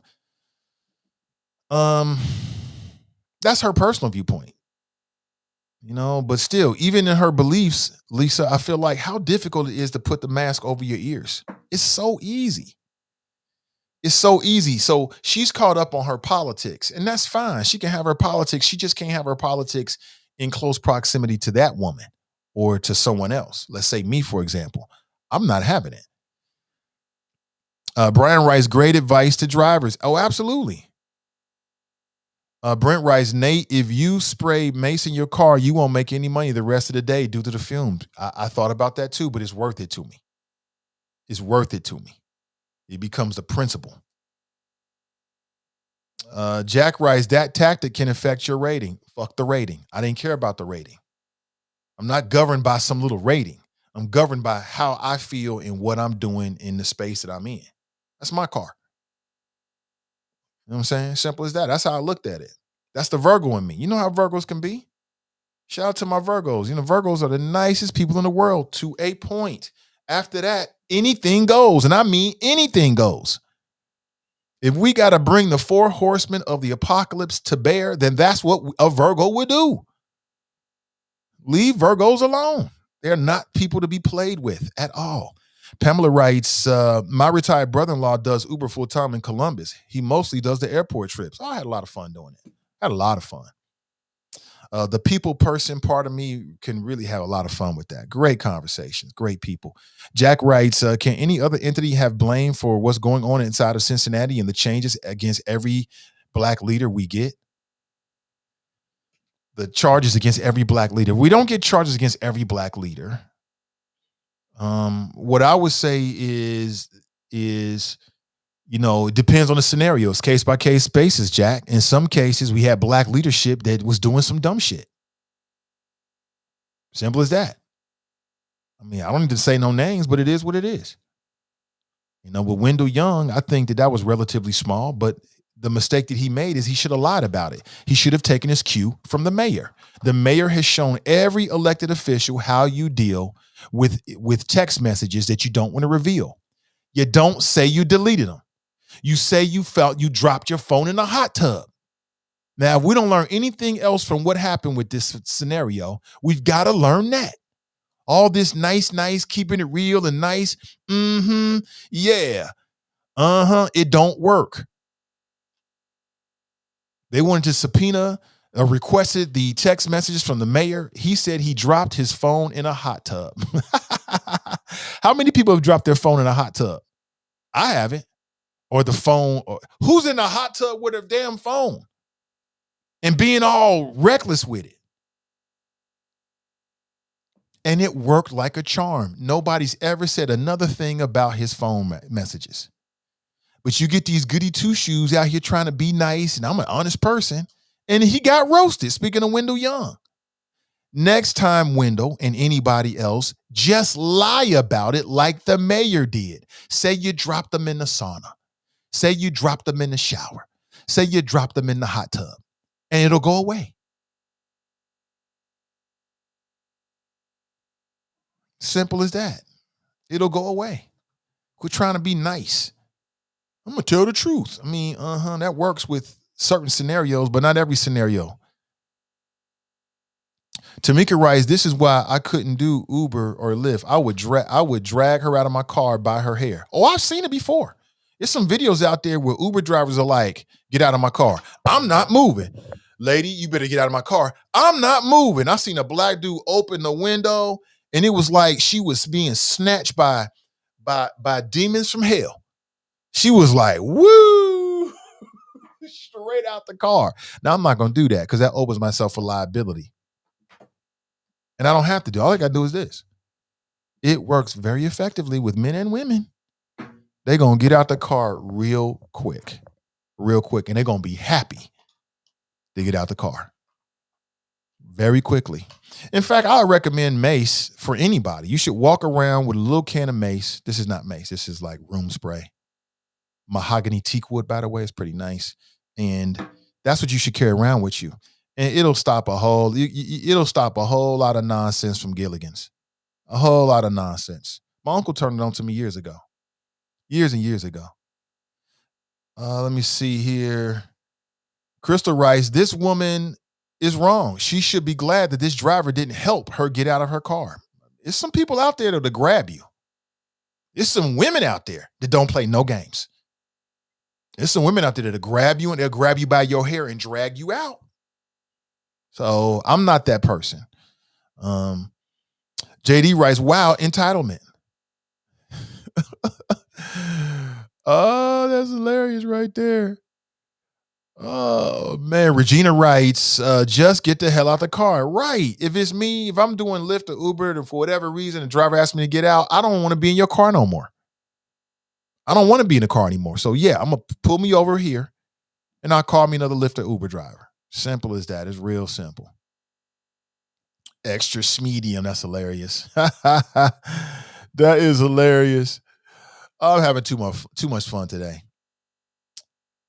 Kamar writes, Tamaya's phone was messed up and they still pulled the messages right. Right, Kamar. Like, wait a minute. You delete your text messages because they fall in water? Doesn't the phone company have all those records? Come on now. But it is what it is. Cincy Tigress knows, fellow Virgos, stop playing with Virgos. Virgos are the nicest people in the world. Some of the most creative people, some of the most intelligent people, but they are not to be played with. Virgos have a limit. And after that, it's just like, I don't know what happens. I don't know what happens, and bad things can happen, or incredibly great things can happen. Tabitha writes, I'm having fun on a Friday. I love to hear that. I'm all about the fun. I'm glad to hear that. Hope you have a great Saturday as well, and a great Sunday. Get a chance to relax have some fun. All right. Enjoy yourself.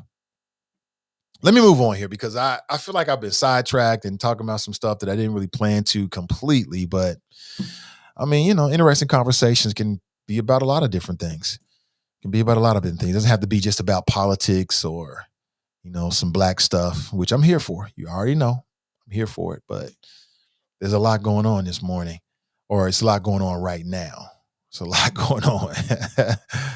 Oh, man. Okay, so I believe that the 31st is the deadline for PPP loans. I want to put that out there for anybody that hasn't signed up. You got a small business. Caveat, make sure you don't lie on the PPP loan application, people. I think we've seen enough evidence that the feds ain't playing no games. This is the honor system, so do it with some honor. All right? Don't act like you got a business that you don't just to get $5,000. Don't act like you got more employees working for you than you really do just to get a small amount of money. It's just not worth it because they're going to drag your ass straight to the news. They're going to talk about you. You're going to get charged. You're going to mess up for the short time, your whole situation going to be messed up for a small amount of money. It just ain't worth it, people. But again, I believe the 31st is the deadline, and I wanted to make sure I put it out there for people that might be interested. Let me see. Quick purping on apps. Kamar writes 3-day weekend. Sarah writes African Liberation Day celebration tomorrow. Absolutely. Terrence writes cooperating witnesses don't have their text messages pulled. Oh, is that right?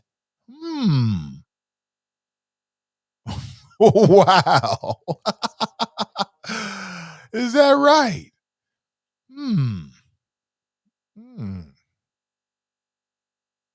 Okay. Let me see here. This is a message. I'm all over the place here. I fully admit it, but hopefully you can get something out of this. Does anybody know who Jane Goodall is? Jane Goodall, white female, and she's the woman. She's what they call a primatologist, right? She studied primates. You know what I'm talking about? Jane Goodall. Her main med came up. You may not know who she is, but she has spent the quarantine broadcasting and sending messages out to the world, warnings to the world. And in particular, she has a warning for all of humankind. And it's just so interesting, I guess great minds think alike, because I shared a similar warning as well to my audience. And when I came across this information with Jane Goodall, you don't know who I'm talking about? You're like, who the fuck is Jane Goodall? Hold on, give me 1 second here. Let me see if I can screenshot this. This article, I believe, is on a HuffPost. They do great work. And I just want you to see this image. Okay, that's Jane Goodall. Okay, maybe that sparks a memory or whatever for you. And she says, if we don't make peace with nature, expect more deadly pandemics. I want that to sink in just a little bit because no matter who you are probably a human being, black, white, or whatever. And you drink water and you breathe air and you need food. This earth sustains your life and the life of your family. And in my humble opinion, the earth is sick and tired of us. Planet Earth is sick and tired of human beings. And I want you to think of planet Earth the same way you might look at your human body.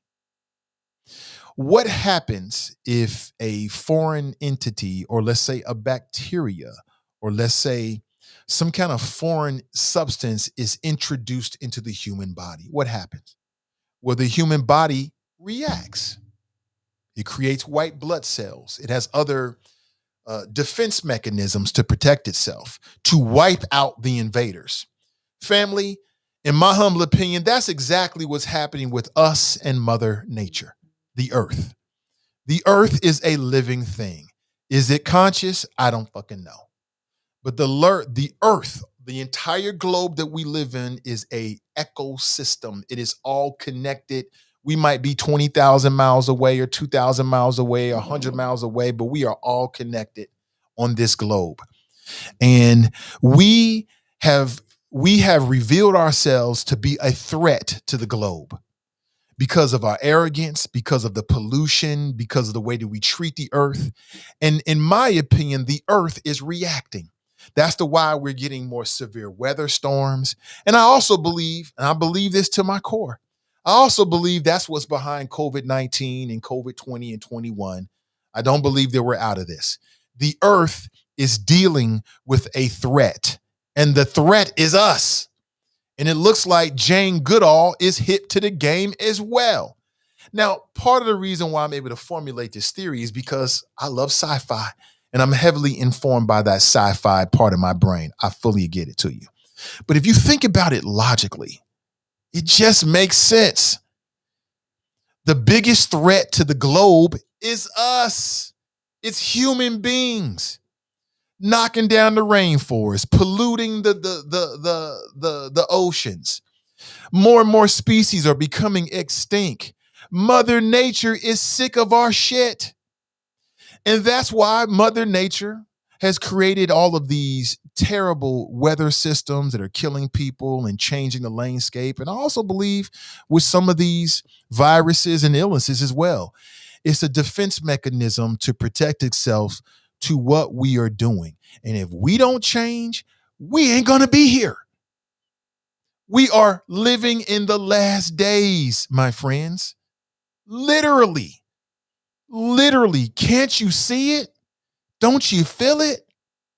We are fucking up the Garden of Eden. We got a good thing going here on this planet Earth, man. Everything works perfectly with the gravity, the relationship with the moon, the right concentration of oxygen to nitrogen, an abundance of food and water, which clean water is running out. Why do you think all this is happening? It's because It's because of us, human beings. We're messing up the Garden of Eden. I don't know how much time we got left, but if we don't change the way that we interact with the globe, we're not going to have a globe. If we don't change the way that we interact with the environment, we're not going to have an environment. Will it happen within our lifetimes? Maybe not.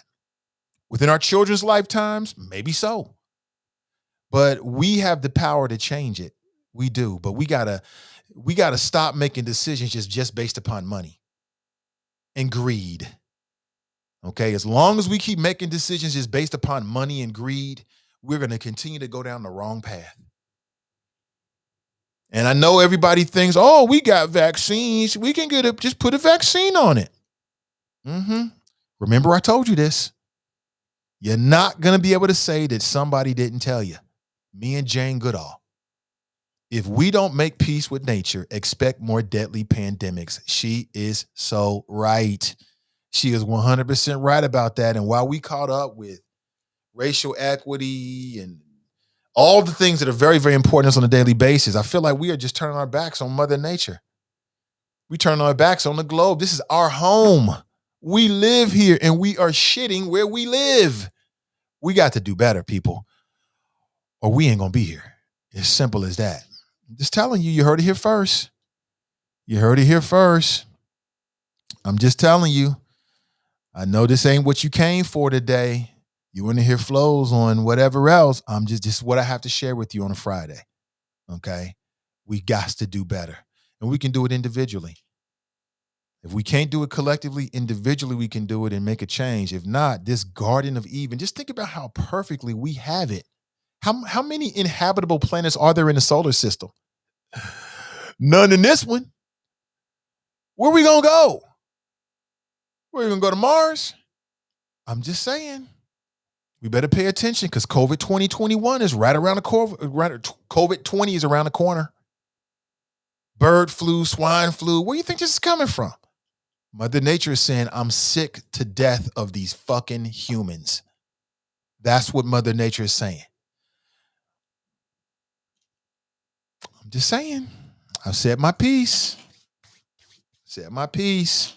This could end badly.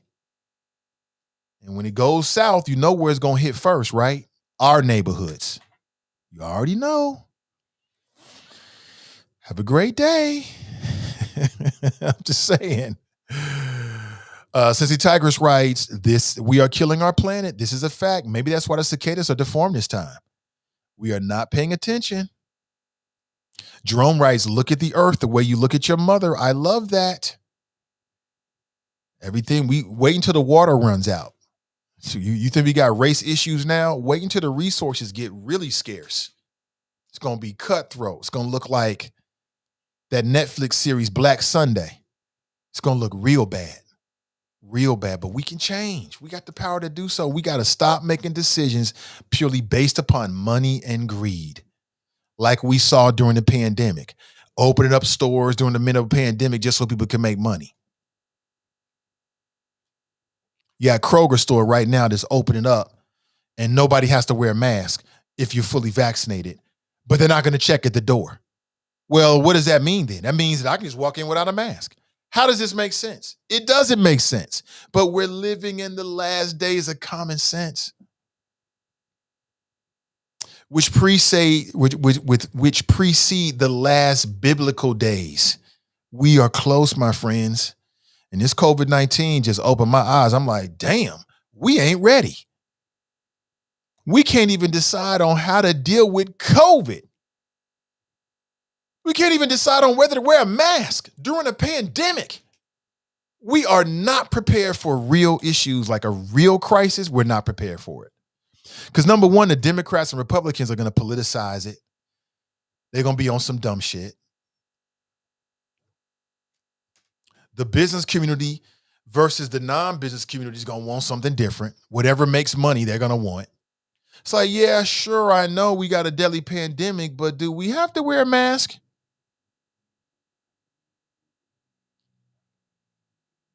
We ain't ready. We are not ready. Janice writes, the entire earth consists of living organisms and we are all connected. You may not have traveled around the world, but you are connected with every organism and every person around the world in some way, shape, or form, or fashion. We're all connected. We're all connected. I don't care who you are. Kamara writes, everything is so political. She is so right. Everything is political. Like, who would have ever thought that wearing a mask during a pandemic would be political? At the height of the pandemic, you had mofos going to the state capitol having anti-mask rallies. Oh, the government ain't gonna tell us what to do. We ain't gotta wear no damn mask. If I want to die from COVID, then damn it, let me die from COVID. Who would have ever thought that people would take it that way? We ain't ready. We are not ready. We are not ready. There will be another pandemic. I think you should remain masked up. I think we should remain masked up like Michael Jordan, like Michael Jackson. Michael Jackson would wear a mask in the 80s. And you look at him like, damn, that's strange. No, he was smart. Other than the whole skin bleaching thing and changing his face to look like some kind of, I don't know what he was trying to look like. But that's another flow for another show. Cass writes, there absolutely will be another pandemic. As we get more technology, we do some good with it, but we also create our own monsters. Great flow. We create our own monsters. Great flow. By the way, check out Cass and Britt, dynamic duo, Melody Insights podcast, Sundays at 5:30 p.m. And you can find them. They have a Facebook page up already. You can find them and connect with them there as well. All right. Kamar writes, global warming is real. Global warming is real and is all caused by man. We are creating our own doom. It's quite funny. It's funny and it's interesting and it's scary as a mofo at the same time. Like, we're going to do it to ourselves, as most people do things to themselves, quite honestly. So we shall see. Janice writes, watch the Weather Channel. It shows how to survive numerous disasters. Very informative. Drop writes, does Mars have a ghetto? I don't know, man. Kathy writes, you teaching, Nate? TNT writes, led by fools. Yes, we are, unfortunately. Jerome writes, Reverend Nate, I love it. I love it. You have a blessed platform. Thank you so much. David writes, strange, don't forget bubbles. Right? Oh, man. Hey, listen, folks, I have had a great Friday. I really appreciate you. Have an excellent rest of your day and your weekend. As a heads up, no Is It Just Me podcast today. Donnie B is busy. She's busy doing what she got to do for her clients. I support her and send her positive vibes 100%, but she'll be back soon. I know you missed the flows. Highly informative and entertaining podcast. You can check out some of her previous conversations and podcasts. Over the weekend, you've got the Straight Talk Live with Edna Howe on Sunday at 10 a.m. And then, of course, the Melanin Insights podcast on Sunday at 5:30 p.m. And we grow every day. Don't forget to check out Christian Boykin with the Echo Chamber podcast on Monday. And, you know, for the people that support Black media, where you at? We here. Where y'all at? Everybody say you want it, you got it. But I know how the city is. I understand. We will continue, and no matter what. Have an excellent rest of your day from the top. All right? Winners focus on winning. Losers focus on winners. So what does that mean? That means stay focused and stay winning, and we'll talk real soon. All right. Shout out to my patrons, to the choppers, to all the listeners, the people that share the show. I really appreciate you. It means everything. We'll catch up real soon. Have an excellent weekend, and we'll talk real soon. I'm out.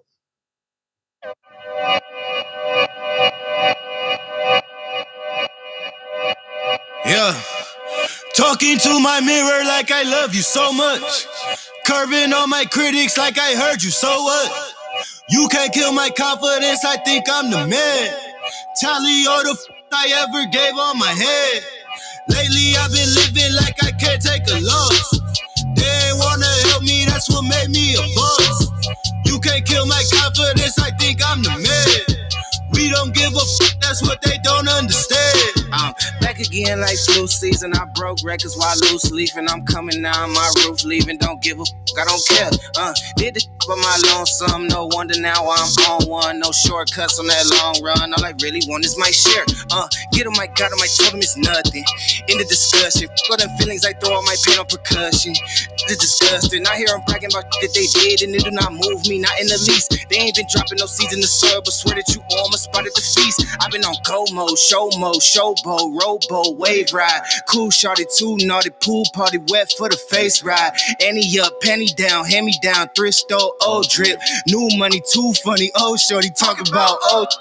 I'm on they now, can't get a pass now. I'm a cash cow, keeping it brash now. It's trash now, I'm a spaz out. I've been killing my lows and living on highs. You see in the skies the proof. You could just see in my eyes that there is no lies. I cannot disguise the truth. I've been duck dog, getting in my new merch, colored duck sauce on the new couch with my chucks on. Get the on with that hate. I'm big cool on the small chat, cause I know now that I'm all that. Got a hawk guy on the ball cat, get the out of my face. Talking to my mirror like I love you so much. Curving on my critics like I heard you, so what? You can't kill my confidence, I think I'm the man. Tally all the I ever gave on my head. Lately I've been living like I can't take a loss.